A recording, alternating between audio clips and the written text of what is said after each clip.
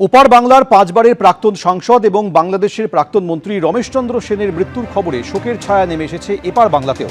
বাংলাদেশের দিনাজপুর জেলে তার মৃত্যুর খবর ছড়িয়ে পড়তেই রায়গঞ্জের শিলিগুড়ি মোড় এলাকায় দাস পরিবারে নেমে আসে শোকের ছায়া। রায়গঞ্জের বাসিন্দা মৃণাল দাস সম্পর্কে রমেশচন্দ্র সেন ছিলেন তার ছোট পিসেমশাই। রমেশচন্দ্র সেন শুরু থেকেই আওয়ামী লীগের রাজনীতির সঙ্গে ওতপ্রোতভাবে জড়িত ছিলেন। পাঁচবারের সাংসদ হিসেবে মানুষের ভোটে নির্বাচিত হয়ে তিনি দায়িত্ব পালন করেছেন। 2024 সালের অগস্ট মাসে বাংলাদেশে হাসিনা সরকারের পতনের পর রাজনৈতিক অস্থিরতার আবহে আক্রান্ত হতে শুরু করেন শাসক দলের একাধিক নেতামন্ত্রী। সেই তালিকায় ছিলেন রমেশচন্দ্র সেনও। অভিযোগ, তার বাড়ি এবং গোডাউন পুড়িয়ে দেওয়া হয়। পরবর্তীতে তাকে গ্রেফতার করে নিয়ে যায় পুলিশ। গত 18 মাস ধরে তিনি দিনাজপুর জেলে বন্দী ছিলেন। গত শনিবার সকালে তার মৃত্যুর খবর পৌঁছয় রায়গঞ্জের দাস পরিবারে।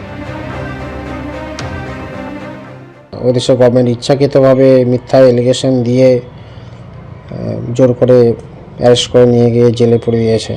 প্রায় 18 মাস ধরে জেলে থাকার পরে প্রায় মৃত্যুর মুখে ঠেলে ফেললো লোকটাকে। অ্যারেস্ট হওয়ার পরে অ্যাকচুয়ালি দেখুন, আমার তো ফ্যামিলির লোক, তো মনে অনেক সাহস নিয়ে আগস্ট মাসের পরে প্রায় 1.5 মাস পরে পুজোর আগে আমি গিয়েছিলাম। সেই সময় তো গিয়ে দেখা করে আসি, কিন্তু খুব ভয়েই ছিলাম। 2টা দিন ছিলাম পিসির ওখানটায়। আমার কিছু করারও ছিল না, জাস্ট উপস্থিত হওয়া। তদন্ত তো চাই। দেখুন, এখন বাংলাদেশের যা সরকার চালাচ্ছে, তদন্ত কতটুকু কি করবে না করবে এটা তো।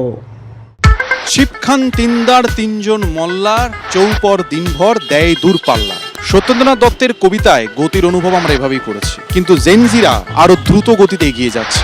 যাদবপুর বিশ্ববিদ্যালয়ের ইঞ্জিনিয়ারিং বিভাগের পড়ুয়াদের তৈরি ইলেকট্রিক রেসিং কার গত বছর জাতীয় স্তরে ইলেকট্রিক রেসিং কার প্রতিযোগিতায় সাফল্য অর্জন করেছে। পরবর্তী গতির লক্ষ্যে তারা আরো এগিয়ে চলেছে। আমিও আজ যাদবপুর বিধানসভা কেন্দ্রের নানান প্রান্তে ছুটে বেড়াবো জানার জন্য নির্বাচনের আগে জেনজিরা কি ভাবছে।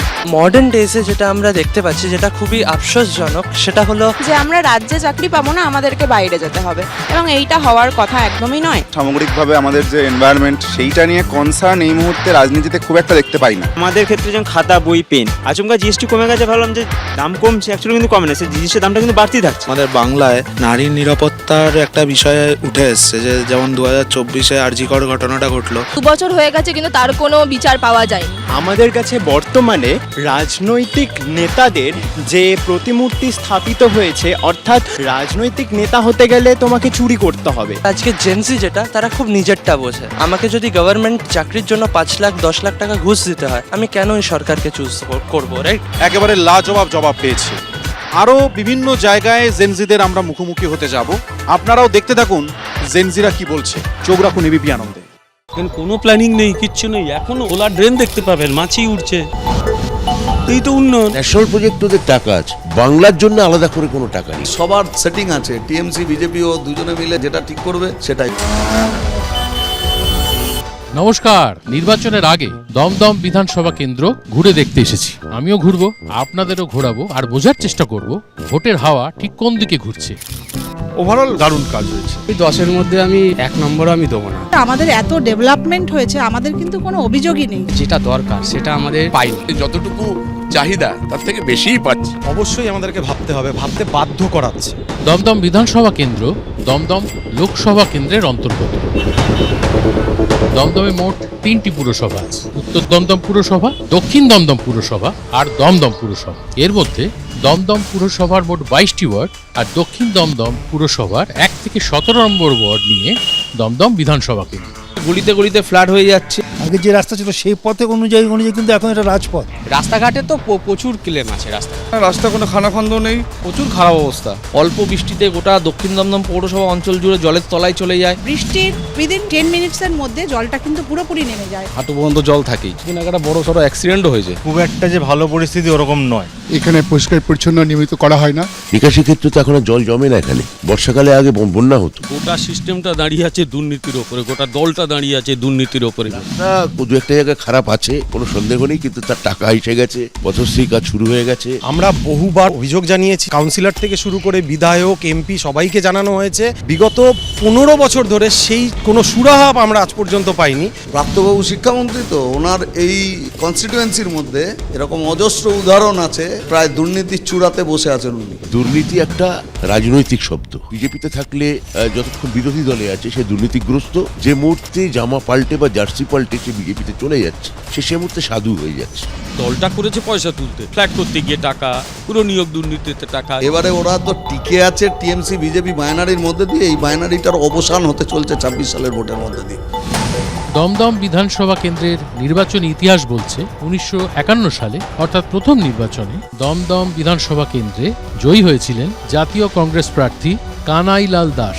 মোট 10টি নির্বাচনে দমদম কেন্দ্রটি বামপন্থীদের হাতে গিয়েছিল। তারপর 2001-এ অরুণাভ ঘোষ প্রথমবার তৃণমূলকে এই কেন্দ্র থেকে জয়ের স্বাদ এনে দেন। 2011, 2016 এবং 2021 এই 3টি নির্বাচনে তৃণমূলের টিকিটে টানা ব্যাটিং করে দমদম বিধানসভায় ম্যান অব দ্য ম্যাচ হওয়ার হ্যাটট্রিক করে ফেলেছেন কিন্তু শ্রী ব্রাত্য বসু।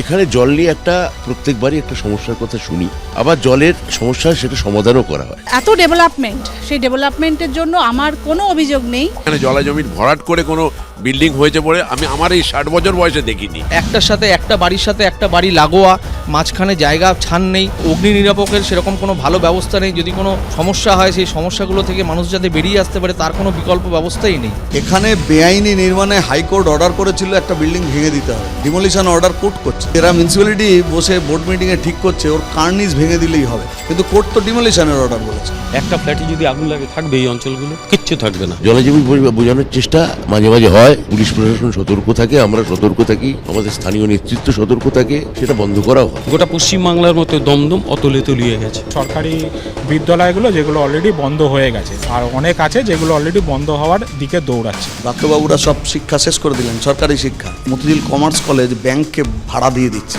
ছাত্রছাত্রী নেই, ভাড়া দিচ্ছে।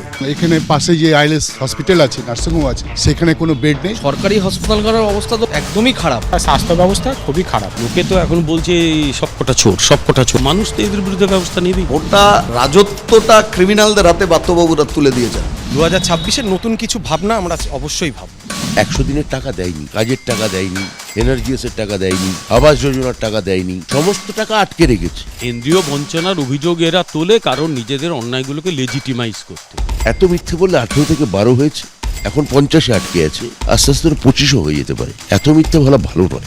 দুরন্ত ঘূর্ণির মতো ঘুরলাম সারাটা দিন দমদমের এ প্রান্ত থেকে ও প্রান্ত, চষে ফেলেও দম এখনো কিন্তু ফুরোয়নি। তবে সময় তো ফুরিয়ে গেছে, আজ এখানেই আমার সফর শেষ করতে হচ্ছে।